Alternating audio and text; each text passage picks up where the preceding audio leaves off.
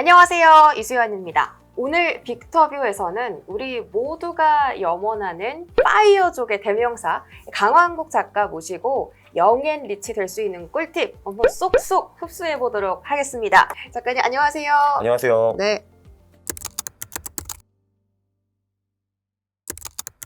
혹시 이제 퀀트 투자로 되게 유명하신데 그런 쪽에서 어떤 투자를 이제 추구하시는지 간단하게 소개 좀 부탁드리겠습니다. 이게 뭐냐면은 이제 레시피 투자랑 비슷하다라고 하고 있는데, 그러니까 이제 뭐 이런 거죠. 어떤 분이 요리를 하나도 못 하시는데 네. 그 식당을 여러 개 만들어가지고 다 성공을 하셨대요. 근데 이분이 이제 어떻게 하냐면은 이제 호텔 주방장을 한 명 이제 고용을 해가지고 일당을 많이 주고 맛집 투어를 이렇게 쫙 다닌대요. 맛집 투어를 다녀가지고 이제 그 사람이 한번 딱 먹으면은 레시피가 그냥 나온대요, 이게. 그러면 그 레시피를 가지고 그 맛집과 좀 먼 곳에 가서 식당을 차려가지고 이제 부자가 된다. 이런 식으로 그분이 식당 사업을 하셨대요. 요리 하나도 못 하시면서. 근데 이게 기본적으로 요리만 그런 게 아니라 투자도 그런 레시피들이 있습니다. 그래서 그냥 그대로 그 레시피대로 이제 투자하는 것이 이제 퀀트 투자라고 보실 수가 있어요. 이제 계절성에 대한 투자도 또 유명하시잖아요. 네. 보통 5월에서 10월은 투자 비수기인데 지금 7월, 8월 저희가 이 비수기를 겪고 있습니다. 역사적으로 봤을 때 7월이 좀 안 좋은데 7, 8월이 안 좋은데 이번 7월은 좀 좋았어요. 그게 그 유일하게 7월만 좋아요. 그 5월부터 10월까지. 네. 원래 역사적으로. 이제 기본적으로 5월부터 10월까지 제가 공격적으로 투자하지는 않거든요. 네. 그래서 이제 자산 배분을 했는데, 그러니까 정적 자산 배분, 그러니까 뭐 주식이나 채권이나 금이나 이런 데 투자하는 그 전략은 7월에 마이너스 1% 찍었고요. 그리고 동적 자산 배분이라는 거는 최근에 좀 잘 나간 자산에 좀 더 비중을 실는 그 전략, 그거는 1% 정도 이제 벌었고, 그리고 7월이 보통 유일하게 한국 시장이 좋은 좋아요. 시기이기 때문에 네. 커스피를 제가 6월 29일부터 7월 31일까지 딱 한 달 투자하고 2.5% 먹고 이제 그거는 뺐습니다. 안타까운 거는 그때 코스닥 갈 거예요. 네. 코스닥이 진짜 너무 잘 갔잖아요. 에코프로가 막 올라가면서. 맞아요. 그 7월에 그 제가 어제 계산해봤는데 7%가 8% 올랐거든요. 근데 그 코스닥이 보통은 7월에 썩 좋지 않아요. 코스피만 보통 좋거든요. 그래서 이제 코스피에 들어갔는데 그래서 먹기는 먹었지만 코스닥 갈 걸 이라고 생각을 했죠. 자, 8월로 넘어가 본다면 역사적으로 8월은 좀 더 떨어지는 시기잖아요. 역시나 지금 8월 초부터 굉장히 부진합니다. 워낙에 가파르게 올라서 고점 논란이 있기도 했고. 네. 그게 사실 그쵸. 이제 말씀하신 대로 8월이 전반적으로 이제 안 좋고요. 사실 이제 7월 수익은 우리가 더 이상 먹을 수 없기 때문에 이제 8월을 봐야 되는데 또 이제 미국 같은 경우도 8월이 이제 보통 별로 썩 좋지는 않은 달이고요. 그리고 이제 올해 같은 경우가 중간 선거 다음 해이자 대선 전 해거든요. 네. 이때가 미국 시장이 압도적으로 좋아요. 보통 압도적으로 좋은데 근데 그 압도적인 수익은 거의 상반기에 거의 다 나오고 7월 중순에 보통 피크를 찍는데 올해도 놀랍게도 이제 똑같이 그렇게 되었습니다. 나스닥도 그렇고 S&P 500도 7월 중순에서 말에 피크를 찍었고 좀 네. 비실거리고 있는 상황이고요. 그 비실거리는 상황은 보통 한 10월 말까지 지속이 되고 그리고 11월, 12월엔 다시 좀 많이 올라갑니다. 중간 선거도 끝났고 그렇죠. 대선도 앞두고 있고 그렇죠. 상반기에 그 흐름이 다 쏠렸다 하니 하반기는 좀 어떻게 대응을 해야 되나 궁금한데 투자 전략은 어떻게 세워봐야 되나요? 그것도 이제 분석을 해보면은 네. 그러니까 1월부터 7월까지 이렇게 강하게 오른 게 지금 제가 알기로는 1997년 후에 가장 많이 오른 걸로 알고 있고 그리고 이제 최근 100년 동안에는 이 정도 오른 게 한 10번 정도 있었대요. 그래서 이제 그 10번의 흐름을 분석을 해보면은 7월까지 이렇게 강하게 올랐으면은 나머지 8월부터 12월까지도 오르는데 좀 덜 올라요. 네, 그러니까 뭐 평균 뭐 5%에서 7%뭐 그 정도 오르는 것 같더라고요. 네. 오르긴 오를 거면은 그러면 지금부터 좀 투자를 계속 해야 되는 건가요? 주식시장에? 근데 그것도 이제 8월부터 12월까지 보면은 8월부터 10월까지 좀 별로다가 11월, 12월에 결국 오르는 그 경향이 있기 때문에 글쎄 뭐 보통 뭐 10월 중순, 10월 말 이때쯤 들어가면 나쁘지 않죠. 네. 10월 중순에서 말 정도부터 들어간다면 말이 낫겠네요. 11월, 말이. 네. 12월 달에 수익을 챙길 수 있다. 그럼 지금 그냥 현금화 전략? 저는 그래서 그냥 자산 배분 정도로 좀 하고 있고요. 아마도 주식 비중이 아예 없지는 않는데 네. 주식이랑 채권이랑 금이랑 해가지고 그러니까 주식이 8월, 10월에 좀 비실거린다 하더라도 저는 이제 큰 타격을 입지 않게 그런 식으로 투자를 하고 있습니다. 알겠습니다. 주식뿐만이 아니라 뭐 금이라든지 채권이라든지 자산을 배분하면서 안정적인 수익을 챙겨 가다가 이제 10월 말부터는 좀 주식에 대한 비중을 늘려가는 그렇죠. 전략으로 하반기는 그렇게 해보면 되겠네요. 그렇습니다. 히스토리를 저희가 많이 들었잖아요. 네. 역사적인 통계를 통해서 올해는 좀 이렇게 대비하면 좋겠다. 이런 전략들을 많이 듣고 있는데 그런 히스토리 데이터가 작가님께 얼마나 중요한지 그 기준이 있는지 좀 궁금한데요. 그거 기반으로만 투자를 합니다. 아, 딴 걸 알고 그것만? 않아요. 네. 그리고 요 계절성 그 데이터가 이제 또 잘 맞는 해가 있고 잘 안 맞는 해가 있는데 작년 같은 경우는 제가 기억하기로 한 절반 정도 맞았는데 올해는 그냥 거의 다 맞아요. 네. 오. 네, 올해는 거의 틀린 게 없어요. 그럼 네. 만약에 그 히스토리 데이터를 가지고 투자를 했는데 올해처럼 잘 맞으면 좋겠지만 네. 안 맞는 해에서는 어떻게 저희가 대비해야 돼요? 그렇기 때문에 그러니까 사실 그러니까 이 계절성 같은 경우는 대체로 한 3분의 2 정도 맞고 그리고 제가 아는 뭐 개별주 퀀트 전략 같은 경우도 이제 월 단위로 보면은 수익을 낼 때가 70%고 안 날 때가 30% 정도거든요. 네. 다 얼추 그냥 뭐 3분의 2에서 4분의 3 정도 맞는다고 이제 보면은 되는데 당연히 저는 그 안 맞는 구간이 계속 나오는 거를 알기 때문에 그 전략에 몰빵하지를 않죠. 그러니까 이제 그런 안전장치를 몇 개 만들어 놓죠. 자산 배분이라든지 네. 아니면 아니면 이제 동적 자산 배분 같은 거를 하면은 이제 장이 안 좋으면 알아서 그냥 빠지게 되어 있거든요. 이제 그런 식으로 해서 제가 그 계절성이나 뭐 이런 거 가지고 전망을 하기는 하지만 제가 틀릴 가능성이 꽤 높다라는 걸 알고 있기 때문에 틀려도 크게 내 그 포트폴리오 데미지가 안 오게 그런 식으로 이제 짜아 놓는 거죠. 그리고 마켓 타이밍은 뭐 가장 심플한 게 뭐가 있냐면은 그냥 코스닥이 20일 이동평균선 아래일 때는 투자를 아예 안 하는 방법이 상당히 좋습니다. 20일 위에 있을 때만 주식을 하고 아래로 깨질 때는 그냥 주식시장을 떠나는 것도 아주 심플하지만 강력한 방법입니다. 맞아요. 이게 이 손실을 안 보는 것도 하나의 수익을 내는 방법이더라고요. 그렇죠. 그러니까 에코프로 같이 막 이렇게 가파르게 올라갔던 종목들 어떤 타이밍이 제일 매도 타이밍이라고 생각하시나요? 적기라고. 일단 진짜 가장 심플한 방법은 이제 그 좀 장기 투자를 했다라고 하면 21선보다는 50일이나 60일선이 괜찮은 편이고요. 그러니까 그거 이제 떨어질 때 파는 방법이 일단 가장 심플한 방법이라고 볼 수가 있어요. 이제 좀 트레이딩 고수들, 그러니까 저는 참고로 고수가 아닌데 이제 그분들은 올라가는 주식을 파는 경우도 있더라고요. 그래서 이제 근데 그거를 이제 어떻게 하냐라고 이제 물어보면은 그러니까 뭐 이런 식으로 설명을 하더라고요. 그러니까 그 주식이 그러니까 베이스를 몇 번 이탈했는가. 그러니까 베이스라는 게 이게 이제 주식이 보통 이제 이렇게 직선으로 이렇게 쫙 올라가지는 않잖아요. 이제 네. 어느 정도 오르다가 좀 쉬었다가 다시 돌파하고 좀 올랐다가 또 쉬었다가 하는 거를 반복하는데 그 쉬어가는 구간을 베이스라고 합니다. 그러니까 등산할 때 베이스 캠프라고 이제 보시면 되는데요. 그 베이스를 몇 번 이탈했는가. 한마디로 이제 베이스가 이제 한 2번 정도 형성되었다 하면 아직은 장기 추세가 살아있다라고 보는데 그러니까 이제 벌써 4번이나 5번 정도 그런 베이스를 형성하고 이탈했다라고 보면 얘는 이제 더 이상 이제 에너지가 많이 남아있지 않는다라고 해서 한 4번째, 5번째부터는 이제 째려보라고 하더라고요, 그거를. 그리고 이제 5번째 베이스 정도 돌파를 하고 얘가 마지막으로 이제 불꽃을 막 태우는 그런 구간이 나온대요. 네. 그게 이제 뭐 예를 들면은 뭐 2주, 3주 내에 30%, 50%, 100% 올라가는 그런 구간이 나오거든요. 이제 그때는 그냥 팔아버리라 이렇게 말을 하더라고요. 예를 들면 에이코프로 같은 경우가 네. 제가 알기로는 진짜 거의 60일선을 터치 안 하고 거의 뭐 5배, 10배 오른 걸로 제가 알고 있거든요. 그러니까 지금 이탈했는지 솔직히 잘 모르겠어요. 근데 이제 이탈을 하면은 그때 이제 팔고 이제 그 최고점을 못 팔았지만 그래도 나머지를 먹고 나가자 뭐 이런 거죠. 2차전지 이야기 나왔으니까 그럼 이쪽으로 네. 한번 2차전지 최근에 광풍이었잖아요. 네. 에코프로 그룹 쭉 올라가고 포스코 그룹 쭉 올라가고 마지막 주자로 LS 그룹 쭉까지 막 올라갔었는데 네. 그 광풍에 대해서 어떻게 생각하시는지 그리고 혹시 작가님의 그 포트 리스트에도 이쪽 2차전지 관련주가 있었나요? 일단 뭐 생각하는 건 아무것도 없고요. 네.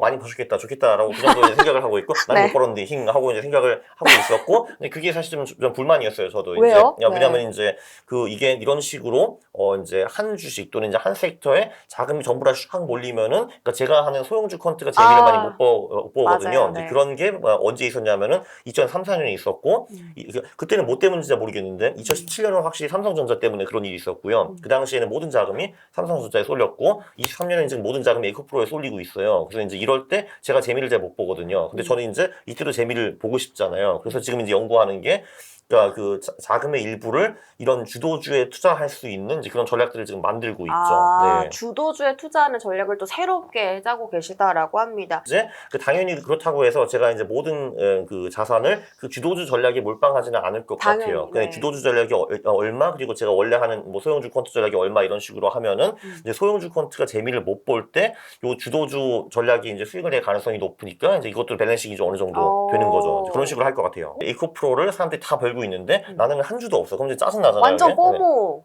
예, 그렇죠. 네. 그러니까 주도주 전략에 이제 그 자금의 일부를 넣어가지고 네. 그래서 에이코 프로그램도 이제 2주 정도 들고 있는 게 얼마나 좋겠어요, 그죠? 네, 아. 그렇죠. 네. 그런 식으로. 그럼 이제 나도 참여한다 이렇게 할 수 있잖아요. 네, 이게. 그 내 포트에 그렇죠. 사실 이게 수익이 크지 않더라도 빨간불 하나 찍혀 있으면 기분 되게 좋거든요. 아, 그렇죠. 그 빨간 불이 좀 크면 좋잖아요, 이게. 그러니까 뭐 맞아요. 3자리, 4자리 이렇게 나오고 보면. 네. 네. 챗 GPT에 관련해서 최근에 이제 책을 내셨어요. 네. 근데 제가 영상을 좀 보니까 앞으로 미래에는 챗 GPT를 잘 다루는 이 그리고 못 다루는 이 이렇게 나뉜다라고 하셨잖아요. 그렇죠. 실제로 그 챗 GPT를 통해서 또 많은 어떤 투자에 대한 도움 받으셨는지 한계점은 있었는지 궁금하네요.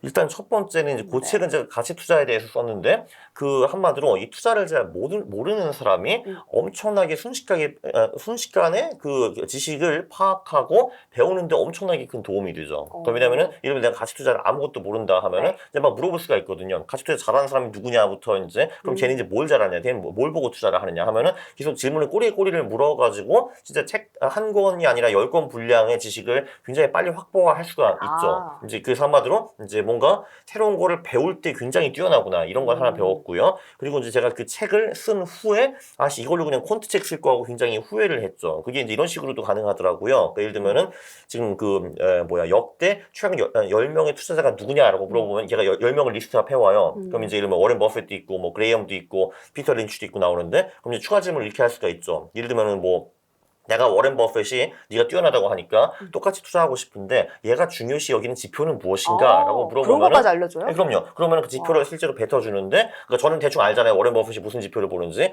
비교를 해보면 80, 90% 정도 맞아요. 그러니까 그래서 얘가 이제 거짓말을 하는 게 아니에요. 그럼 그 지표를 가지고 제가 이제 퀀트 소프트웨어에 달려가가지고 실제로 이런 지표가 우수한 기업들을 내가 사고 팔았으면 얼마를 벌었겠니? 하면은 얘가 그거를 이제 뱉어주거든요. 그거까지 뱉어줘요? 그거는 GPT가 하지 않고 그건 다른 소프트웨어가 해줘요. 아, 그거는. 다른 그쵸? 소프트웨어가. 근데 이제 GPT에서 그 지표를 얻어가지고 소프트웨어에다 던져주면은 걔가 그걸 뱉어주거든요. 그러면은 이거 괜찮아.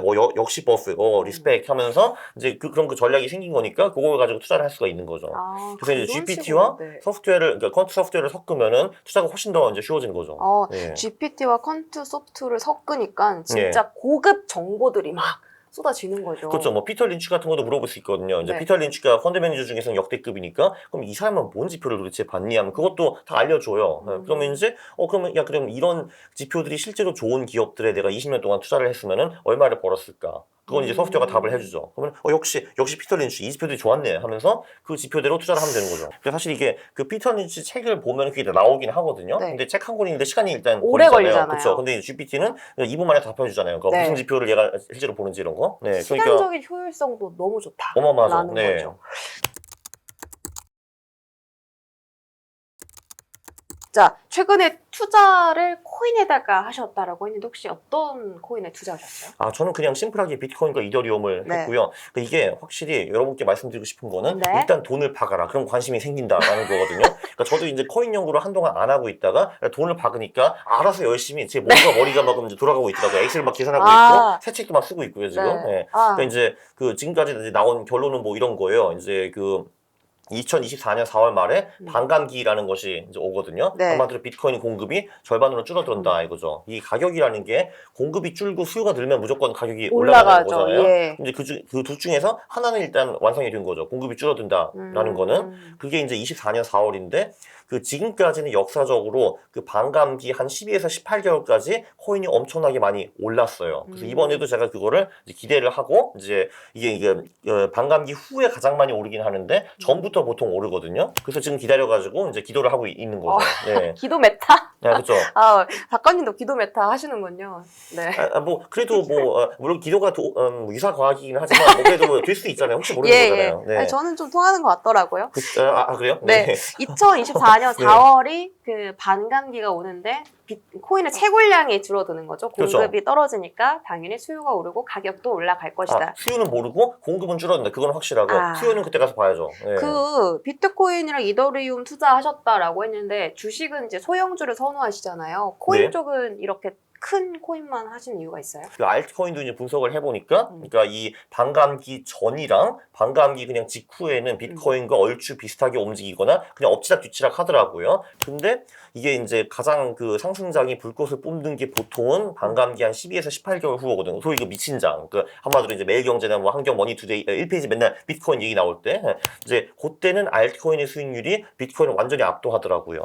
그래서 결론 여기도 분산 투자를 좀 해야겠다. 한마디로 비트코인, 이더리움만 사는 게 아니라 알트코인도 몇 개 투자해가지고 이제 이러면 이제 비트코인이 5배 오를 때 얘는 30배 갈 수 있으니까 이것도 좀 같이 먹어야겠다라고 생각을 했고, 그리고 이제 말씀하신 그 소형주 효과는 코인에도 있습니다. 많은 투자자분들이 투자하시는 게 뭐 리플이나 도지 이런 거 있잖아요. 네네. 그런 것들도 긍정적으로 보세요. 그렇죠. 이제 그런 애들도 이제 좀 미친 상승장이 올 경우에는 비트코인, 이더리움보다는 대부분 훨씬 수익이 탄력도가 좋더라고요. 너무 좋잖아요. 그렇죠. 근데 그 밑에 있는 그 세컨 티어, 그러니까 진짜 뭐 랭킹 32, 52 그런 애들은 더 많이 오를 수도 있죠. 일단 그 올림픽처럼 반감기가 4년에 한 번 온다라는 거, 그거는 이제 확실하고, 그럼 이제 보통 통상적으로 그 반감기 전부터 좀 이제 살짝 오르기 시작하다가 반감기 12에서 18개월 후에 정점을 찍고 그 정점에서 보통 1년에서 1년 반 동안 떨어지는데 좀 많이 떨어지죠. 이제 80, 90% 이렇게 떨어지는 편이죠, 보통. 네. 코인에 대한 꿀팁. 4년에 한 번 오는 강세장. 네, 네, 잘 그쵸. 들었습니다. 그리고 이제 저점 후에 그 저점이 찍힌 후에 거기서 2배 오른 시기에 들어가는 걸 추천을 합니다. 저점에서 2배 올랐을 때 왜요? 그게 왜냐면은 그 예를 들면 이제 그 최근에 21년에 그 최고점이 69,000불인가 뭐 그랬어요. 69,000인가 70,000불인가 그랬는데 맞아요. 그거 신나게 떨어졌죠. 그래서 이제 15,000불까지 떨어졌는데 이제 근데 이게 예를 들면 15,000에서 18,000까지 갔다라고 하면은 이게 이제 실제로 상승장이 시작인지 아니면 데드캣 바우스인지 사실 알 수가 없는 없죠. 거잖아요. 왜냐면 15,000, 18,000 갔다가 다시 13,000 갈 수도 있는 거잖아요. 네. 근데 이거 15,000에서 30,000까지 갔다라고 하면은 최저점 대비 2배 오른 거기 때문에 이거는 그래도 하락장이 이제 어느 정도 끝났고 새로운 상승장이 시작했다고 볼 수 있다라고 저는 생각을 하고, 실제로 이제 그런 식으로 투자하면은 그 후에는 큰 손실이 보통 별로 없었어요. 이제 그 7월 달에는 코스피 쪽을 좀 기준으로 많이 투자를 하셨다라고 했는데 하반기에는 저희가 어떤 쪽을 가장 포커스를 맞추면 좋을까요? 그냥 뭐 저는 사실 뭐 10월 말 뭐 이때부터 다시 주식 비중을 늘려갈 겁니다. 주식 그냥. 비중 코스피 코스닥 중에서는요? 미국, 한국 그냥 다 할 것 같아요. 네. 다? 예, 그리고 이제 개별주, 이제 소형주로 이제 주로 많이 들어갈 것 같은데, 그쪽은 아무래도 뭐 코스닥 비중이 조금 더 크겠죠, 아마. 통상적으로. 그러면은 네. 미국 주식과 한국 주식의 비율은 어느 정도로 가져가세요? 아마 반반 정도 가져갈 것 같아요. 50, 50으로? 네네. 그만큼 또 미국 주식도 좀 눈여겨봐야겠네요. 뭐 미국 뭐 나쁘지 않죠. 왜냐면 이제 미국이라는 게 그냥 미국 주식에 투자한다는 것도 있지만 그 달러화에 투자한다라는 것도 있거든요. 근데 이게 그 한국 주식이나 뭐 이제 전체 글로벌 시장이 꼬꾸라진다라고 하면 달러가 또 올라가거든요. 원화 대비. 그래서 그런 식으로 자산 배분이 어느 정도 또 돼요. 네. 맞아요. 환율도 중요하죠. 네. 자, 이런 명대사를 남기셨습니다. 네. 빵원에서 1억은 어려운데 1억에서 10억은 쉽다라고 하셨거든요. 네. 이제 2년 동안 극심한 변동성을 겪었던 파이어족들에게 하고 싶은 한마디 해주시죠. 하고 싶은 한마디요? 일단 그 1억이 가는 것이 가장 어렵거든요. 사실 그 이유가 뭐냐 하면은 이제 빵원에서 1억을 가려면은 본인이 살았던 그 모든 습관을 다 바꿔야 됩니다. 예를 들면은 흥청망청 살면은 1억을 못 모으잖아요. 아무리 내가 돈을 많이 번다 하더라도 일단 그 습관부터 이제 먼저 바꿔야 되고, 그리고 아마 돈이 쌓이면은 투자에 자연스럽게 관심이 또 생기셨을 거예요. 그러니까 그 1억을 이제 부모님 도움 없이 간 사람들은 뭔가 좀 어느 정도 지출도 컨트롤이 되고 투자도 하는 사람의 가능성이 높거든요. 그러니까 그 습관을 계속 유지하면은 1억부터 10억이 의외로 빨리 달성이 되더라고요. 그러니까 그냥 하신 대로 하시면 됩니다. 하시는 대로 하시면 1억이 10억 되나요? 그죠? 네. 네, 예. 알겠습니다. 그만큼 투자에 관심 많이 갖고 애정을 가져야 그만큼 더 보이는 게 많아진다. 이런 말씀이신 것 같고요. 피가 되고 살이 되는 꿀팁들 저희 강한국 작가께 오늘 정말 자세하게 전해드렸습니다. 강한국 작가 여기까지 함께 하겠습니다. 고맙습니다. 감사합니다.